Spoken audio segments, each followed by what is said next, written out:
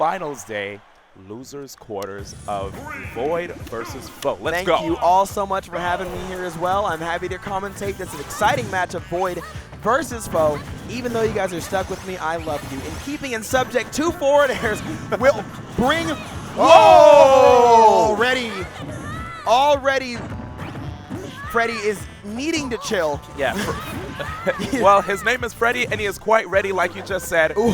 This man is out of control. Commentating with Drake is an honor, as we are now seeing VoiD off stage again.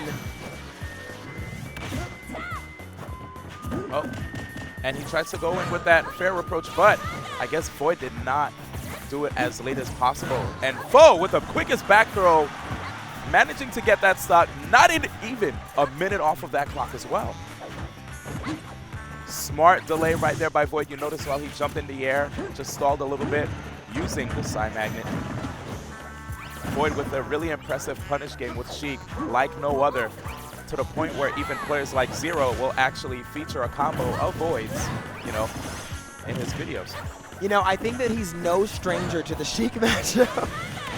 He's no stranger to the he's no stranger to the Sheik matchup, right? So this is his zone, and we don't really have that many, if any, Nesses that we play against at home or, you know, even at tournaments. So I know that VoiD is going to have to use, you know, his high level of adaptation to try to learn this matchup on the fly, where FOW has the advantage of just knowing it, and a missed back throw might cost him that stock and some momentum there. An accidental non-turned back throw will cost him a little bit of momentum.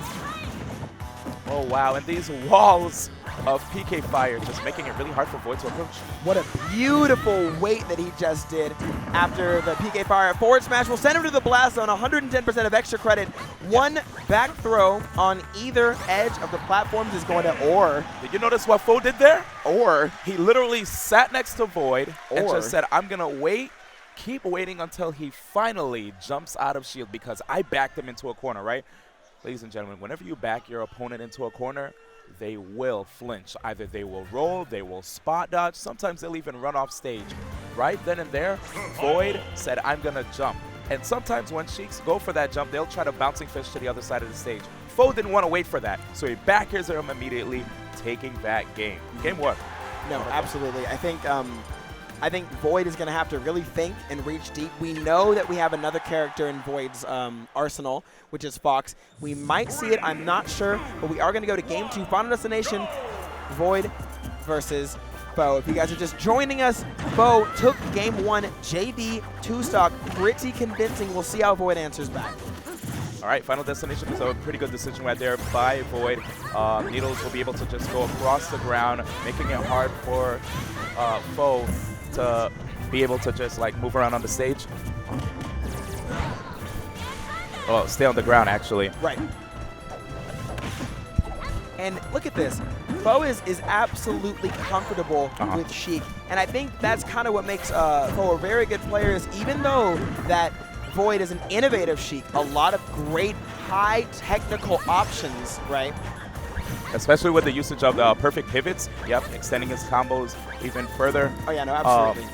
Let's see. And he has a lot of cool tricks, you know, using the dare with Sheik. I remember there was this one conversation I had with him where he, you know, was like, where we asked, does Sheik have any useless moves? And he was like, I guess the dare. And then within the same day, he found usage for the dare. I guess the dare, and now he uses it for insane spike setups, so. Yep, but I don't know if he'll be able to get that against FOW, who's doing a good job of just pressuring VoiD, who's using Sheik, a character that is, that's the character that sets the tempo of the match. Sheik is the one that can approach freely and force people to block, but FOW right in here is not scared. Great BI as well, just making it hard for VoiD to get the air dodge punish off of these down throws, and VoiD falling right into that back throw. That is just something you always have to watch out for. Whenever there is a Ness, you know their KO conditions are up air and back throw at very like kind of early percents. And a bouncing pitch will send will send FOW to the blast zone. Only 7% of extra credit. And now we're seeing a completely even game. Wow, and right there, something that I have, you know, that's rare, right? Seeing someone like air dodge a bouncing fish. Okay, there we go. And back. And now we're back. And now. I was about to say, dog, what is going on here? Okay, VoiD just short hopping back with the fair, which is an option that Sheik has that's really hard for people to deal with. Okay. Oh, that whiff right there will result in a whiff punish. Good stuff right there by VoiD. Charging the needles also can sometimes coax an opponent to approach, or even just sit there and block, where if you go for the quick needle cancel, you can just run up and grab them. Looks like VoiD is answering back with his own like special spin on things, but what a great recovery option that he used, knowing that every time side B is used, he can use his down B to recover some health, which is great. That is not what VoiD intended, I am sure, but he's not going to make that mistake again as he back throws and potentially getting him to a very precarious situation. Up smash is going to whip, air dodging right past it. FOW has to dance around, but up air will almost send him to the blast zone. We didn't see the lightning. Yeah, I have to say that was really smart by, well, good reaction rather by VoiD when you saw the turnaround forward tilt just to put FOW in the air. But like you said, he avoided it. There's a down throw, and this time he gets the up air. All right, we are 1-1 here in the set. So first game was on Smashville with FOW taking that one. Second game on Final Destination. Now we have Dreamland, Lilac Cruise, Duck Hunt, Town and City, and Battlefield left. All right, Yes. so let's see. Duck Hunt, Town and City. You know, I think right now, stage choice, I'm not sure is going to be too impactful. I personally think FOW would do much better on a bigger, wider, more open stage. Okay. You know, but I don't know. I think that Town and City is a great pick. It's open. It's good for him to get some nice early up air KOs. Maybe if he lands on the platform and has lag or something. I think, very, very great opening. Yep, and knowing how he has his back throw, which can probably KO people off the top if they DI it improperly. Oh man, it's a pretty good choice by him. Absolutely, I think they're both learning each other. It's a conversation that's happening here. They're both just answering back with their different debate topics, and it looks like Freddy seems to have the more dominant point here, understanding more about VoiD. Last game, kind of got away with a campier playstyle. VoiD wanted to adapt and kind of learn a little more, and it looks like Freddy is answering back. In my opinion, I think that he's definitely... Ooh, that was a sick attempt right there by VoiD, and just like you said, you know, Freddy definitely looked FOW looking like he might be answering back, but VoiD had a little trick up his sleeve with that vanish off stage, but FOW must have seen that trick before. There's the up air. Such a smart KO option. There are a lot of times when your opponent is at high percent, you know, if you're facing off against the Ness, right, you're going to keep trying to play the anti-grab game because you don't want to get back thrown. But, you know, the up air will catch a lot of people off guard, resulting in the end of a stop, which you just saw right there. Ness has a lot of tricks up his sleeve, especially this player stalling in midair with the side magnet just to avoid the needles. Insane. I loved that. Like you were saying earlier, in keeping in subject, falling up air is a deceptive KO move that Ness has that a lot of people do sleep on. They don't understand how much priority and, you know, how big the hitbox actually is. Okay, right there, VoiD running up and shielding, trying to see if he can get a grab, but FOW immediately going with that nair. This time, VoiD just challenging FOW while he's in midair, going with that bouncing fish. Pretty smart option right there. Okay. 27% of extra credit with, 42% of extra credit with Freddy here. Really just understanding, hey, you know, you're going to have to chase me, and all this time that you're wasting is just going to give me an advantage.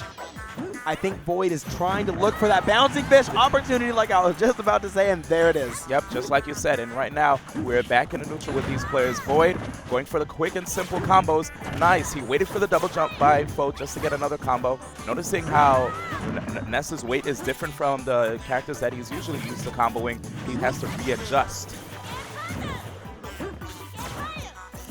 I think that, you know, Freddy is playing this different tier of Ness. He has such a great control of this character that he's able to like push the limits just a little bit more and use moves that we're not even used to seeing, like down smash, like up smash. I mean, I'm honestly just not genuinely seeing that, but I knew that the up smash was coming. VoiD is so good with that running up smash. It's my least favorite thing about playing him as a Yoshi player. Everything beats it. He's up smashed my down B. It is just obnoxious. And his down B being his Yoshi. Yes. Now, game 4, ladies and gentlemen. VoiD 2-1 over FOW. Man. And this would be 5th? Game 4, yeah. Look at this. All right, so we're back on Smashville. FOW won on this stage before. Yeah, game 1 was on Smashville, right? Yeah. Okay. I believe that right now. Okay. Oh my God, big deal. Yeah, because since FOW won on that stage, he can't counter. Oh, and the next game will go to VoiD. Oh man. Can I see those kappas? I actually looked away and I was like, no way, that's not real. So I guess they're not going there. And there is no pause. All right, so let's see. Town and City. Going back to Town and City. Okay. Yeah, because he lost on that stage, so he's able to counterpick there. Okay, we're going into game 4, right? Yep, and nice right there. FOW recognizing VoiD likes to sit and shield sometimes, which is why he just went straight up and got that grab. Dropping down immediately to power shield a telegraph forward air. Bouncing Fish is out of play, by the way, but he was close enough to get the vanish recovery. Yeah. Bouncing Fish being out of play is so important to know that many people don't understand that she can only do it once. But then she needs to land again, and will this be an early... That was almost an early up air KO, and only about 15% more before back throw will KO at different parts of the stage. Normally the edge. And right now it looks like VoiD's kind of having a bit of a tough time, forcing FOW off stage. FOW is really good at mixing up his recovery, and you have to do that with a character like Ness, right? Where everyone just wants to back throw you off stage. You can't be obvious. Okay. There's a mixture between both of these guys, and it looks like FOW is just trying to go for the back air to intercept any air options that you'll see VoiD go for. And it's really brave to go for that, knowing how strong Sheik's fair is, right? So quick. No, absolutely. I think, I think that right now, VoiD is understanding that his KO conditions are pretty limited to up air, a forward air off stage now, and, back throw. Closing off all those options by staying in the middle of the stage. Seems to be working out. A power shielded, and there it is. Wow. One down tilt too many will be long enough for Freddy to just react and punish. Yep, right there, guys. There are a lot of times where people will question players using rolls, right? But the reason why he used it there was to basically punish the whip option by his opponent, which he did. VoiD capitalizing on the ledge option with the aerial needles, of course, and resulting in the bouncing fish combo. Nice, VoiD landing right behind the opponent, trying to take away any grab options. You can see them, he's just trying to limit him as much as possible. And this time I see a more active VoiD. He realized on his first stock he was just sitting there too much, respecting FOW, giving him too much room to attack. Yeah, no, respecting FOW is exactly what he needs to do here. And VoiD, clearly perfect pivoting, trying to get the perfect spacing, and absolutely respecting all of FOW's options, because he has already seen him as just a very difficult opponent. Dash attack will send him up, chasing him with PK Thunder. FOW is finding it very, very difficult to get a consistent, huge punish, but he's getting these little itty-bitty bits and pieces out, Yeah, man, the incremental game is definitely important here. Nice double jabs right there by VoiD. VoiD was expecting FOW to just air dodge straight into the ground, but FOW drifted away. Okay, up air? Oh, well, it wouldn't have resulted. That as well. It wouldn't result in end of a stock, though, as VoiD is at 65. But I think it might have been the mental dominance that he needed, that momentum that he's getting through, mentally getting an up smash or an up air, a very hard-hitting thing. FOW would have had that momentum there, and that would have meant a lot. A Nair blocking the potential up air, another 50-50 is blocked by air dodge, and FOW showing a dominant play. Is it we gonna see an up air? No, so close. Yep, that was a really smart bouncing fish by VoiD. He needed to get to the other side of the stage. Okay, tense moment, VoiD. He gets it. And VoiD moves on to loser semis. FOW, a really, really great friend of mine, which is why I apologize if I call him Freddy. Sometimes it gets a little mixed up.